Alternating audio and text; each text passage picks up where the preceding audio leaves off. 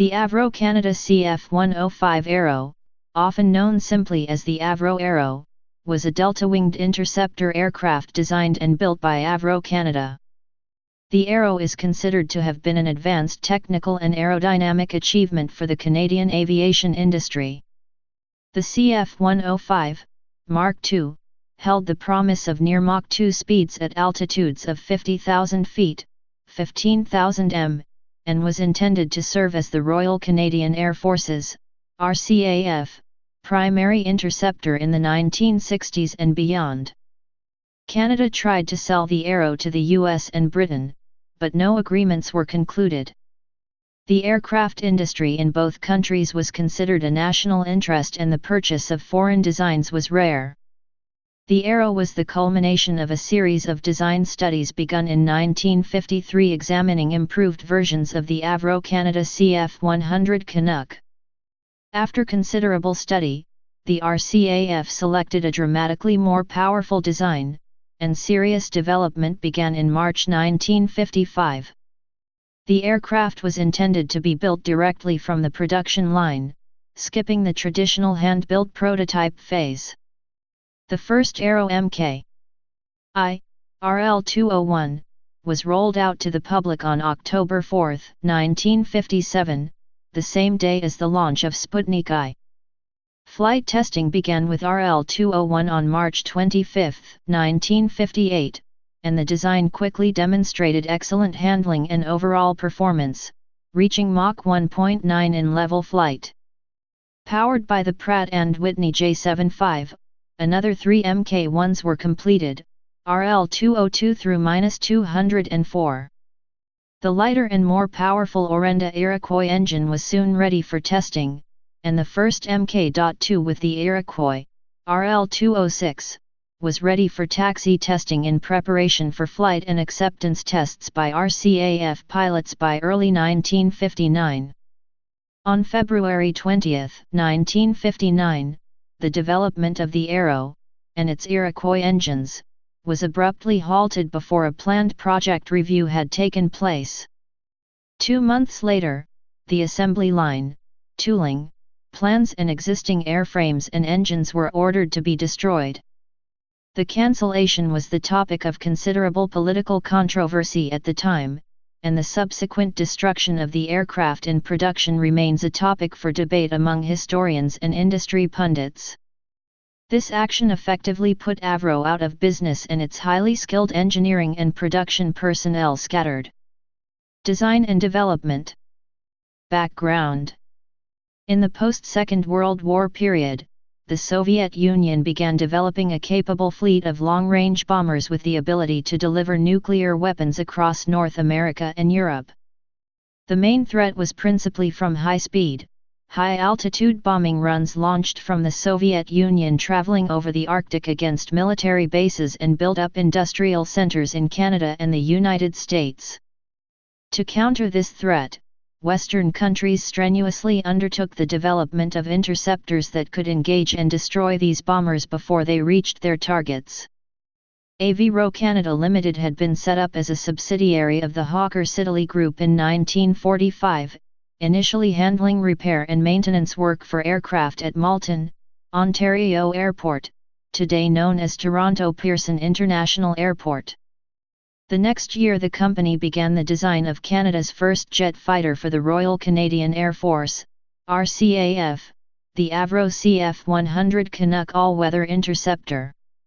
The Canuck underwent a lengthy and troubled prototype stage before entering service 7 years later in 1953. Nevertheless, it went on to become one of the most enduring aircraft of its class, serving in a variety of roles until 1981. Recognizing that the delays that affected the development and deployment of the CF-100 could also affect its successor, and the fact that the Soviets were working on newer jet-powered bombers that would render the CF-100 ineffective, the RCAF began looking for a supersonic, missile-armed replacement for the Canuck even before it had entered service. In March 1952, the RCAF's final report of the all-weather interceptor requirements team was submitted to Avro Canada. Higher speeds. Avro Engineering had been considering supersonic issues already at this point. Supersonic flight works in a very different fashion and presents a number of new problems. One of the most critical, and surprising, was the sudden onset of a new form of drag, known as wave drag. The effects of wave drag were so strong that engines of the era could not provide enough power to overcome it, leading to the concept of a sound barrier. German research during the Second World War had shown the onset of wave drag was greatly reduced by using airfoils that varied in curvature as gradually as possible. This suggested the use of thinner airfoils with much longer chord than designers would have used on subsonic aircraft. These designs were impractical because they left little internal room in the wing for armament or fuel. However, they also discovered it was possible to trick the airflow into the same behavior if a conventional thicker airfoil was used swept rearward at a sharp angle, creating a swept wing. This provided many of the advantages of a thinner airfoil while also retaining the internal space needed for strength and fuel storage. Another advantage was that the wings were clear of the supersonic shock wave generated by the nose of the aircraft. Almost every fighter project in the post-war era immediately applied the concept, which started appearing on production fighters in the late 1940s. Avro engineers explored swept wing and tail modifications to the CF-100 known as the CF-103, which had proceeded to wooden mock-up stage. The CF-103 offered improved transonic performance with supersonic abilities in a dive. However, the basic CF-100 continued to improve through this period, and the advantages were continually eroded. When a CF-100 broke the sound barrier on December 18, 1952, interest in the CF-103 waned. Delta wings. Another solution to the high-speed problem is the delta wing. The delta wing had many of the same advantages of the swept wing in terms of transonic and supersonic performance, but offered much more internal room and overall surface area. This provided more room for fuel, an important consideration given the inefficient early jet engines of the era, and the large wing area provided ample lift at high altitudes. The delta wing also enabled slower landings than swept wings in certain conditions. The disadvantages of the design were increased drag at lower speeds and altitudes, and especially higher drag while maneuvering. For the interceptor role these were minor concerns, as the aircraft would be spending most of its time flying in straight lines at high altitudes and speeds, mitigating these disadvantages. Further proposals based on the delta wing resulted in two versions of the design known as C-104, the single-engine C-104/4 and twin-engine C-104/2. The designs were otherwise similar, using a low-mounted delta wing. The primary advantages of the C-104/2 were a larger overall size which offered a much larger internal weapons bay, at the time a cutting-edge feature in a fighter, and gave it twin-engine reliability. The proposals were submitted to the RCAF in June 1952. Air 7-3 and C-105. Intensive discussions between Avro and the RCAF examined a wide range of alternative sizes and configurations for a supersonic interceptor, culminating in RCAF specification Air 7-3 in April 1953. Air 7-3 called specifically for crew of 2, twin engines, with a range of 300 nautical miles, 556 kilometers, for a normal low-speed mission, and 200 nmi, 370 km, for a high-speed interception mission.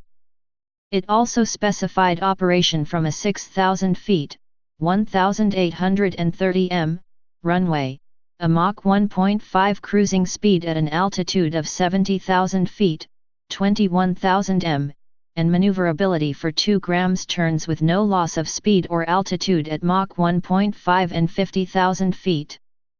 The specification required 5 minutes from starting the aircraft's engines to reaching 50,000 feet altitude and Mach 1.5. It was also to have turnaround time on the ground of less than 10 minutes. An RCAF team led by Ray Foudet visited U.S. aircraft producers and surveyed British and French manufacturers before concluding that no existing or planned aircraft could fulfill these requirements. Avro submitted their modified C-105 design in May 1953, essentially a two-man version of the C-104/2. A change to a shoulder-mounted wing allowed rapid access to the aircraft's internals, weapons bay, and engines. The new design also allowed the wing to be built as a single structure sitting on the upper fuselage, simplifying construction and improving strength. The wing design required a long main landing gear that still had to fit within the thin delta wing, presenting an engineering challenge. 5 different wing sizes were outlined in the report, ranging between 1000 ft2 and 1400 ft2, 93 square meters to 130 square meters.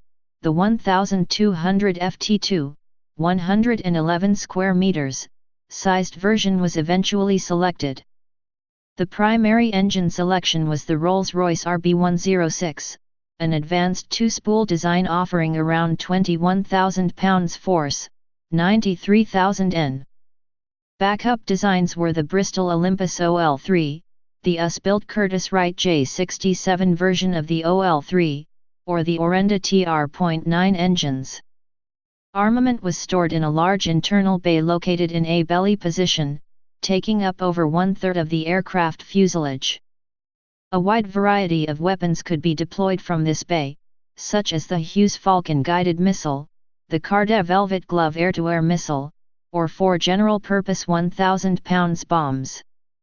The Velvet Glove radar-guided missile had been under development with the RCAF for some time, but was believed unsuitable for supersonic speeds and lacked development potential.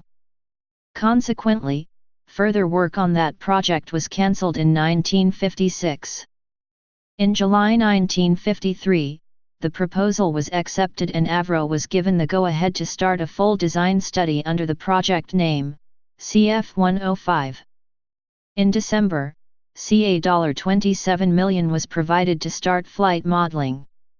At first, the project was limited in scope, but the introduction of the Soviet Myasishchev M4 Bison jet bomber and the Soviet Union's testing of a hydrogen bomb dramatically changed Cold War priorities. In March 1955, the contract was upgraded to $260 million for 5 Arrow Mk.1 flight test aircraft, to be followed by 35 Arrow Mk2s with production engines and fire control systems. Production. In order to meet the timetable set by the RCAF, Avro decided that Arrow program would adopt the Cook-Craigie plan.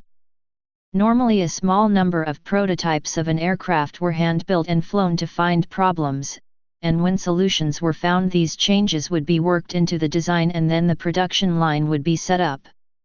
In a Cook-Craigie system, the production line was set up first and a small number of aircraft were built as production models.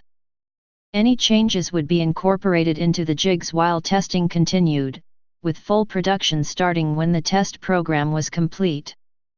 As Jim Floyd noted at the time, this was a risky approach, however, it was decided to take the technical risks involved to save time on the program. I will not pretend that this philosophy of production type build from the outset did not cause us a lot of problems in engineering. However, it did achieve its objective. In order to mitigate risks, a massive testing program was started. By mid-1954, the first production drawings were issued and wind tunnel work began, along with extensive computer simulation studies carried out both in Canada and the United States using sophisticated computer programs. In a related program, 9 instrumented free flight models were mounted on solid fuel Nike rocket boosters and launched from Point Petter over Lake Ontario, while 2 additional models were launched from the NACA facility at Wallops Island, Virginia, over the Atlantic Ocean. These models were for aerodynamic drag and stability testing, flown to a maximum speed of Mach 1.7+ before intentionally crashing into the water. Experiments showed the need for only a small number of design changes, mainly involving the wing profile and positioning. To improve high alpha performance, the leading edge of the wing was drooped, especially on outer sections. A dog tooth was introduced at about half span to control spanwise flow, and the entire wing given a slight negative camber which helped control trim drag and pitch up. The area rule principle, made public in 1952, was also applied to the design. This resulted in several changes including the addition of a tail cone, sharpening the radar nose profile, thinning the intake lips, and reducing the cross-sectional area of the fuselage below the canopy. The construction of the airframe was fairly conventional, with a semi-monocoque frame and multi-spar wing. The aircraft used a measure of magnesium and titanium in the fuselage, the latter limited largely to the area around the engines and to fasteners. Titanium was still expensive and not widely used because it was difficult to machine. The Arrow's thin wing required aviation's first 4000 lb/in 28 MPa hydraulic system to supply enough force to the control surfaces, while using small actuators and piping. A rudimentary fly-by-wire system was employed, in which the pilot's input was detected by a series of pressure-sensitive transducers in the stick, and their signal was sent to an electronic control servo that operated the valves in the hydraulic system to move the various flight controls. This resulted in a lack of control feel, because the control stick input was not mechanically connected to the hydraulic system. The variations in back pressure from the flight control surfaces that would normally be felt by the pilot could no longer be transmitted back into the stick. To recreate a sense of feel, the same electronic control box rapidly responded to the hydraulic back pressure fluctuations and triggered actuators in the stick, making it move slightly. This system, called artificial feel, was also a first. In 1954, the RB.106 program was cancelled, necessitating the use of the backup Wright J67 engine instead.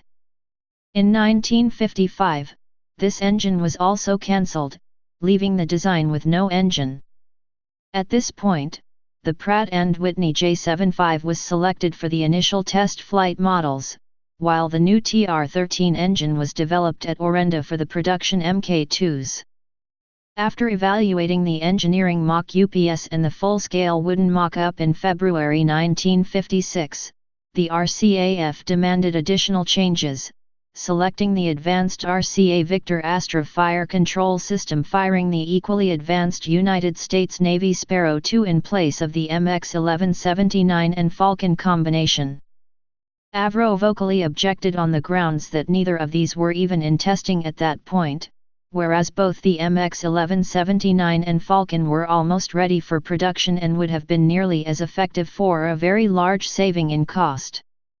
The Astra proved to be problematic as the system ran into a lengthy period of delays, and when the USN cancelled the Sparrow II in 1956, Canadair was quickly brought in to continue the Sparrow program in Canada, although they expressed grave concerns about the project as well, and the move added yet more expense. Rollout and flight testing. Go-ahead on the production was given in 1955. The rollout of the first CF-105, marked as RL-201, took place on October 4, 1957. The company had planned to capitalize on the event, inviting more than 13,000 guests to the occasion. Unfortunately for Avro, the media and public attention for the Arrow rollout was dwarfed by the launch of Sputnik the same day. The J75 engine was slightly heavier than the PS-13, and therefore required ballast to be placed in the nose to return the center of gravity to the correct position. In addition, the Astra fire control system was not ready, and it too was replaced by ballast. The otherwise unused weapons bay was loaded with test equipment. RL-201 first flew on March 25, 1958 with Chief Development Test Pilot S/L Janusz Zierakowski at the controls. 4 more J-75-powered Mk1s were delivered in the next 18 months. The test flights, limited to proof of concept and assessing flight characteristics, revealed no serious design faults. The CF-105 demonstrated excellent handling throughout the flight envelope, a large part due to the natural qualities of the delta wing, but responsibility can also be attributed to the Arrow's stability augmentation system. The aircraft went supersonic on its third flight and, on the 7th, broke 1,000 miles per hour, 1,600 kilometers per hour, at 50,000 feet, 15,000 m, while climbing. A top speed of Mach 1.98 was achieved, and this was not at the limits of its performance. However, an Avro report made public in 2015 clarifies that during the highest speed flight, the Arrow reached Mach 1.90 in steady level flight, and an indicated Mach number of 1.95 was recorded in a dive. Estimates up to Mach 1.98 likely originated from an attempt to compensate for lag error, which was expected in diving flight. Although no major problems were encountered during the initial testing phase, some minor issues with the landing gear and flight control system had to be rectified. The former problem was partly due to the tandem main landing gear being very narrow. In order to fit into the wings, the leg shortened in length and rotated as it was stowed. During one landing incident, the chain mechanism, used to shorten the gear, in the Mark I gear jammed, resulting in incomplete rotation. In a second incident with Arrow 202 on November 11, 1958, the flight control system commanded elevons fold down at landing. The resulting reduction in weight on the gears reduced the effective tire friction, ultimately resulting in brake lockup and subsequent gear collapse. A photograph taken of the incident proved that inadvertent flight control activation had caused the accident. The only occasion when a test flight was diverted occurred on February 2, 1959, when a TCA Viscount crash landed in Toronto, necessitating a landing at CFB Trenton. The stability augmentation system also required much fine-tuning. Although the CF-105 was not the first aircraft to use such a system, it was one of the first of its kind, and was problematic. By February 1959, the 5 aircraft had completed the majority of the company test program and were progressing to the RCAF acceptance trials. Political issues. From 1953, some senior Canadian military officials at the Chiefs of Staffs began to question the program.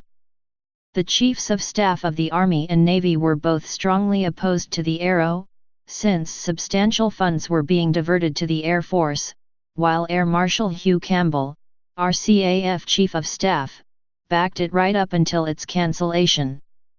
In June 1957, when the governing Liberals lost the federal election and a progressive Conservative government under John Diefenbaker took power, the aircraft's prospects began to noticeably change.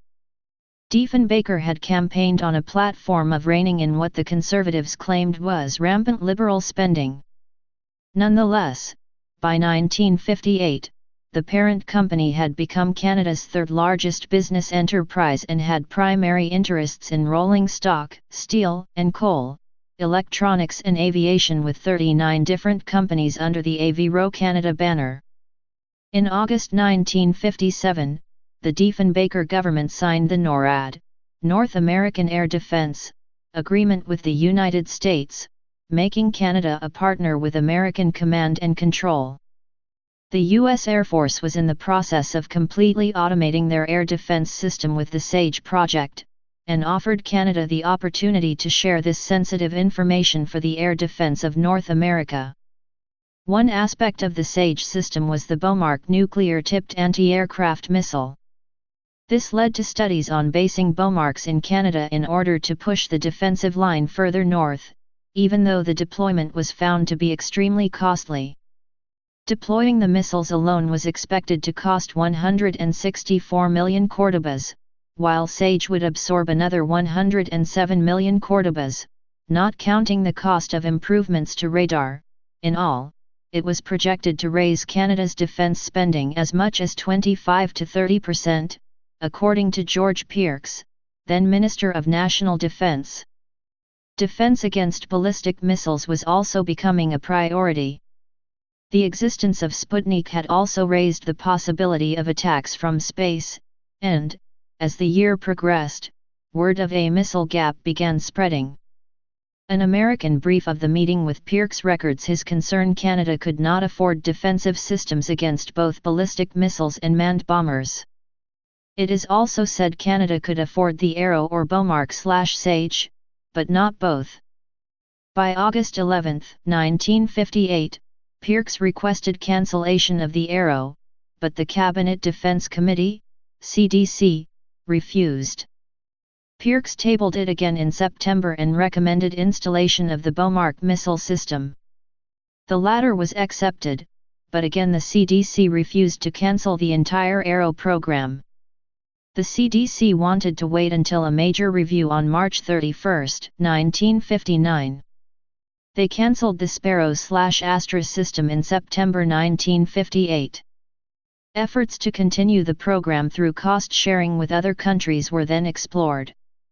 In 1959, Pierce would say the ballistic missile was the greater threat, and Canada purchased Beaumark in lieu of more airplanes. Operational history. Foreign interest. Canada unsuccessfully tried to sell the Arrow to the US and Britain. The aircraft industry in both countries was considered a national interest and the purchase of foreign designs was rare. Nevertheless, from 1955 onwards, the UK had shown considerable interest in the Arrow. Desiring a high-performance interceptor like the Arrow, the RAF began the F.155 program in 1955, projecting a service entry date of 1962. As the program continued, it was clear the aircraft would not be ready by that date, and attention turned to interim designs that could be in service by the late 1950s to cover this period. At first, consideration was given to a thin-wing version of the Gloucester Javelin that would provide moderate supersonic performance, along with the extremely high performance but short-range Saunders Roe SR.177. In April 1956, the UK's Air Council recommended a purchase of 144 Arrows to fill the role of the thin-wing Javelin. These would be powered by UK engines, the Bristol Olympus 7R, 17,000 lbf, 76 knots, thrust dry, 23,700 lbf, 105 knots, with reheat, the Rolls-Royce Conway Stage 4 to 18,340 lbf, 81.6 knots, thrust dry, 29,700 lbf, 132 knots, with reheat, or de Havilland Giron, 19,500 lbf, 87 knots, thrust dry, 28,000 lbf, 120 knots, with reheat. Procurement of the Arrow from Canada, and setting up a production line in the UK, was studied, the unit price per aircraft built in the UK being estimated at £220,000 each for a production run of 100 aircraft, as opposed to the estimate of £150,000 per aircraft for the thin-wing Javelin. The CF-105 would serve as a stopgap until the UK's F.155 project came to fruition. However, with the F.155 due in 1963 and the Arrow not likely to reach the RAF before 1962, there was little point in proceeding. The infamous 1957 Defence White Paper, described as the biggest change in military policy ever made in normal times, led to the cancellation of almost all British manned fighter aircraft then in development, and completely curtailed any likelihood of a purchase. In January 1959, the UK's final answer was no. Britain countered with an offer to sell Canada the English Electric Lightning. The French government expressed an interest in the Iroquois engine for an enlarged version of the Dassault Mirage 4 bomber, the Mirage IVB. This was one of several engines being considered, including the Olympus, with an order for 300 Iroquois being considered.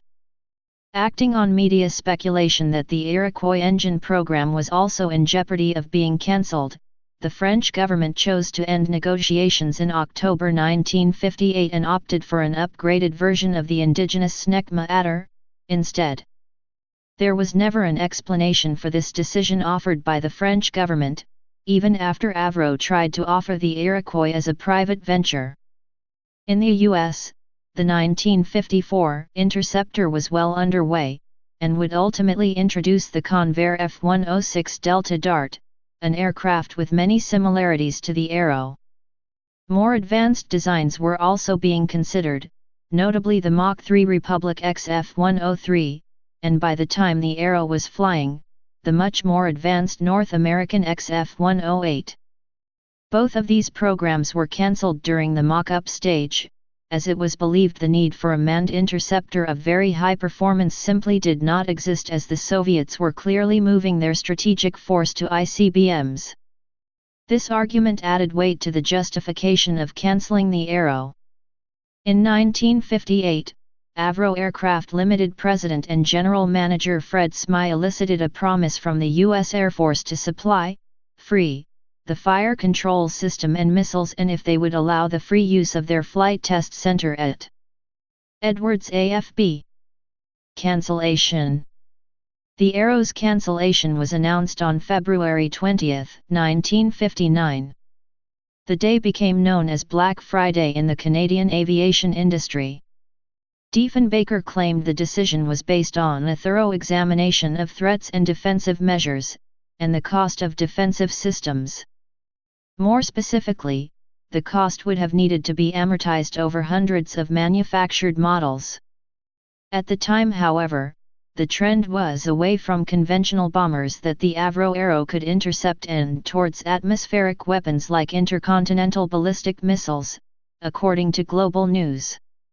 As a result, the foreign demand for the Avro Arrow had declined substantially.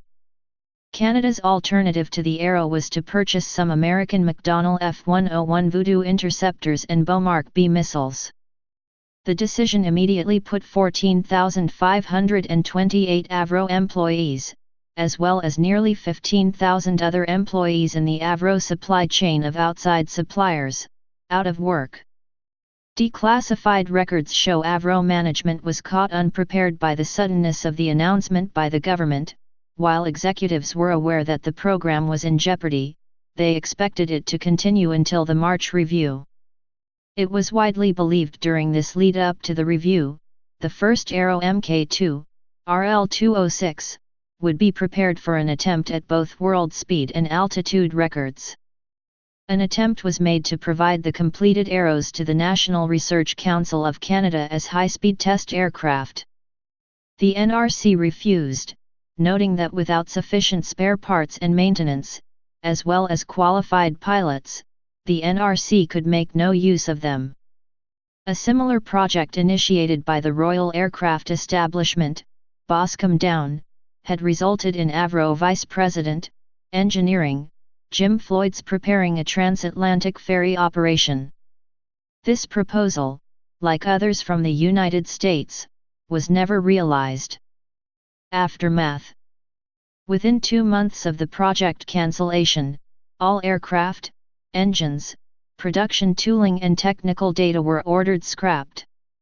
Officially, the reason given for the destruction order from Cabinet and the Chiefs of Staff was to destroy classified and secret materials used in the Arrow and Iroquois programs. The action has been attributed to Royal Canadian Mounted Police fears that a Soviet mole had infiltrated Avro, later confirmed to some degree in the Michoacan archives.